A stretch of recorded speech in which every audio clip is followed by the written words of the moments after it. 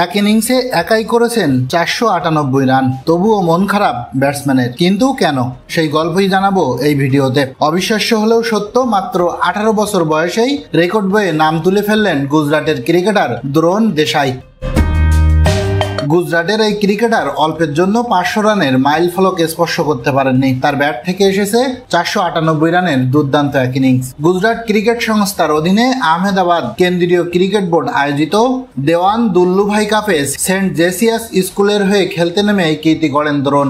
Jail স্কুলের বিপক্ষে 320 বলে 498 রান করেছেন তিনি, যেখানে 86টি 4 আর 60টি ছক্কা মেরেছেন এই ব্যাটার। তার ব্যাটেই প্রতিপক্ষকে ইনিংস আর 712 রানের ব্যবধানে হারিয়েছে তার স্কুল সেন্ট জেসিয়াস। খেলা শুরুর নির্ধারিত সময়ের মধ্যে এক ক্রিকেটার মাঠে পৌঁছাতে পারেননি, ফলে 10 জন ক্রিকেটার নিয়ে মাঠে নামতে হয় জেল ইংলিশ স্কুলকে। তার সুবিধা নেন দ্রোণ।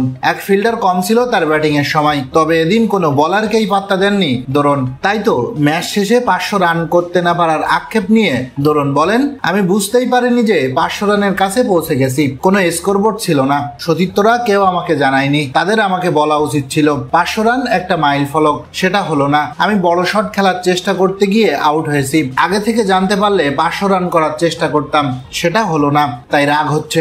এমন সুযোগ তো আর বারবার আসে না। এদিকে 500 রান করতে না পারলেও ভারতের ষষ্ঠ ব্যাটার হিসেবে 400 রানের মাইল ফলক স্পর্শ করেছেন দ্রোণ।